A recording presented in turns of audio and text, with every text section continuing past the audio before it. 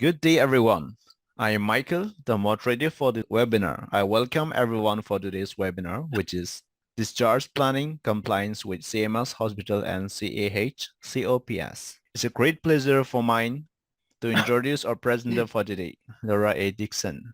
Laura A. Dixon, BS JDRN, CPHRM, was Director of Facility Patient Safety and Risk Management and Operations for COPIC from 2014 to 2020. In her role, Ms. Dixon provided patient safety and risk management consulting and training to facilities, practitioners, and staff in multiple states. Now I would like to hand over the floor to the speaker. Over to you. Okay. Thank you, Michael, and welcome everyone. As Michael mentioned, we're talking about discharge planning standards. It's under CMS, that any hospital that collects or takes CMS payments, Medicare, Medicaid, then you have to comply with all the standards. And that's for all patients, not necessarily just those on Medicare and Medicaid. And so this is a vast area that we're going to be talking about today. And there have been some recent information coming out from CMS because there were some concerns they had with patients being sent home or discharged or transferred, and not enough information was being communicated along with it. And so they did send out a recent memo, and we're going to touch on all of that. As with everything, I do have to put out the disclaimer. This is information, educational only. It is not meant to be legal advice. Why are we here today? Any of you who've gone through a state or CMS survey or even an accrediting organization survey know that you may on a chance get one of these, and that's the statement of deficiencies and a request for the plan of correction. As far as the manual itself, it started in 1986. Multiple updates since then. For the acute hospitals, there were some massive changes that went through back in 2019, and they finally got around to publishing some of those, and the newest manual came out in July of this year. So it's keeping up with changes. Make sure you have the most current manual. The index, the appendix for the entire manual is separated out according to what particular service is being provided. The transmittal page I talked about, when you get into the manual, click that little blue lettering and it takes you right to it. Critical access hospitals, and of course, then what we're talking for critical access hospitals, same thing, is 485-642. So again, if you're new to your role, it helps you get some historical content for your hospital. Well, before I really delve into some of the requirements, I do want to talk about what's called the Impact Act. So that's why CMS put together and Congress did the Impact Act. What you have to do is critical, of course, answer questions on that data. So again, just a little background. Back in 2015, they did the changes so that, again, patients and families had access to the information so they can make that informed decision.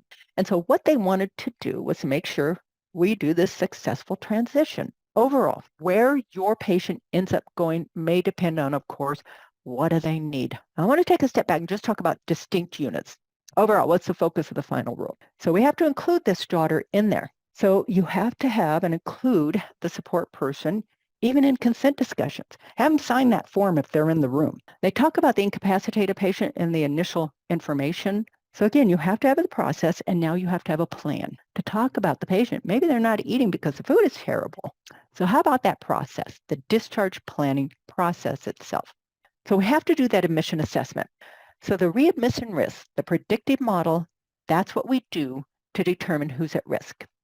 So I mentioned that the physician can ask. By the way, you have to regularly reassess your process. So here are some just suggestions. This is not in CMS, just these are some suggestions for you to consider. Put together a process. You have to provide a discharge planning evaluation when that's those identified. So again, 3 ways: patient, representative, and the physician. Now, I want to point out that this is included in the patient rights. And by the way, on notice to patients, the evaluation, you have to evaluate the patient. Are they going to need these services? Now, they talk about the pre-admission facility resident. This is someone who's coming in, say, from a nursing home. We also have to include in there, can patient take care of themselves? Moving over to the medical record, what is their previous experience? So if they're discharged home with home health, you have to give the list to the patient. You might also tell them what to expect after discharge. Reassess that plan regularly. And we also have to, again, give them that freedom of choice. This is in tag 816. I'm not going to repeat it because, again, CMS repeated it. When we transfer them, send that information with them. If they go home, Make sure they have a brief description of what they are to do. We have to regularly assess our process. Again, this is another one of the repeated ones. All right, I talked about at the beginning, we're going to cover patient rights. But of course, timeliness and content is huge. And of course, right of access. In other words, getting me to my records. Now, there is some limitation. I'm just going to talk on this briefly. OCR, they have a document for patients, what their rights are. The key message is that if they tell you, include in that evaluation their likely need for the services, whatever it happens to be, whether it is care or non-healthcare services. The physician can request the development of the plan and initial implementation. You have to regularly reevaluate the patient. The process has to be evaluated regularly. You have to assist them in selecting it, that pack, using that shared data. You have to discharge them and send the information. Again, same thing as with the acute hospitals. Now, there's some other considerations I want you to just keep in mind. Real quickly, performance metrics.